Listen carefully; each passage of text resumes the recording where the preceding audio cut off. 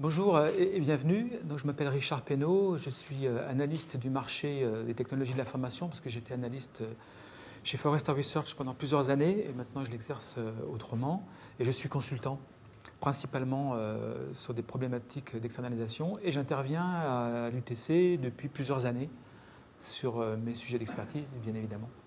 Ce que je vous propose, c'est de regarder les enjeux des directions des systèmes d'information, les enjeux qui leur sont soumis maintenant. Il y en a deux grands axes. Il y a optimiser sa propre performance. On demande à la direction des systèmes d'information de réduire ses coûts, de livrer des systèmes avec une meilleure qualité, des meilleurs délais, d'être plus réactif, plus agile. Bon. Et puis il y a un deuxième, c'est pas nouveau, il y a un deuxième enjeu qui prend de plus en plus d'importance, qui est de contribuer à la performance de l'entreprise.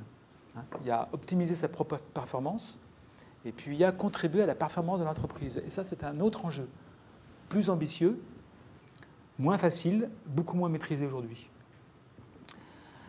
Ce que je vous propose, c'est de regarder comment ça se décline concrètement dans la vie de la direction des systèmes d'information. Donc, je n'ai pas 7 thèmes ou 10 thèmes, j'en ai 8. J'en ai trouvé 8 principaux. Alors, il y a un premier défi qui n'est pas nouveau non plus, mais alors qui prend une ampleur terrible, c'est de gérer la complexité. Parce que le système d'information de l'entreprise est de plus en plus complexe et ça ne se simplifiera pas. Alors c'est amusant parce qu'il y a quelques années, je travaillais chez PSA, Peugeot Citroën, et il existait une commission transversale qui s'appelait réduction de la complexité. J'ai fait partie de cette commission, ou j'ai été conseiller de cette commission, je ne sais plus.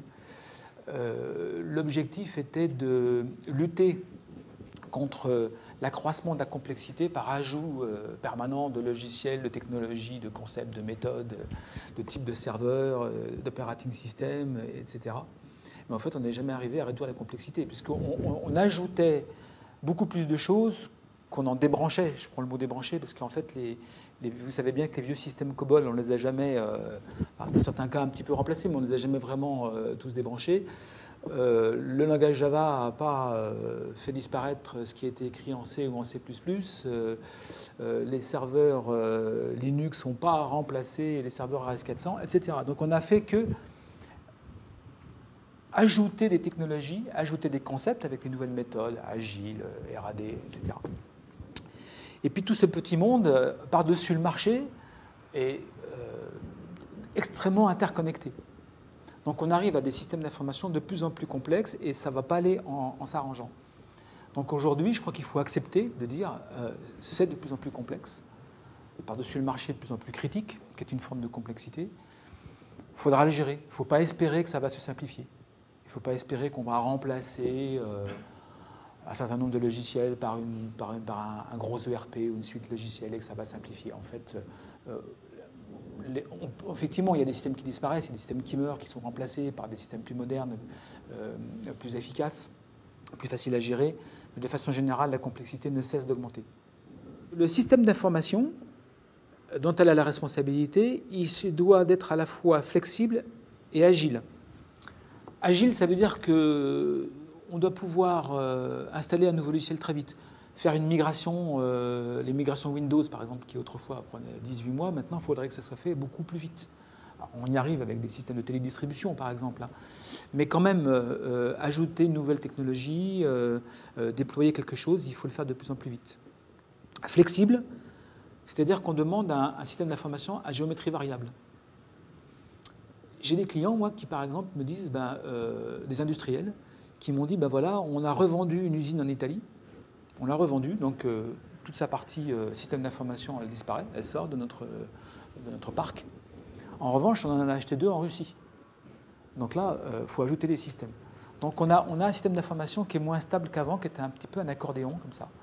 Et d'ailleurs, les contrats d'outsourcing, de plus en plus, sont négociés avec des phases, avec des clauses, des clauses de flexibilité, de variabilité du volume. Ce qui n'est pas extrêmement simple à gérer sur le plan du prix. Alors, flexibilité, agilité, alors même qu'il est complexe, il est de plus en plus complexe, mais on lui demande de pouvoir évoluer et se recomposer très très vite.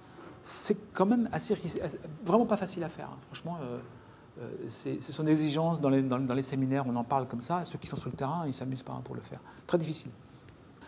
Alors, évidemment, le sujet qui me tient à cœur, parce que c'est le mien, c'est maîtriser le sourcing et avoir une stratégie de sourcing. Alors, malheureusement, nous ne savons pas traduire le mot de sourcing en français. On n'a pas de... Si vous allez dans un dictionnaire franco-anglais, vous allez trouver sourcing, approvisionnement ou éventuellement achat. Sourcer son informatique, ça veut dire savoir faire la part entre tout ce qu'on réalise en interne avec les ressources d'entreprise et puis ce que l'on confie à l'extérieur. Une stratégie de sourcing consiste à dire, ben voilà, moi je vais gérer mes applications, je vais les concevoir, les développer, les maintenir moi-même.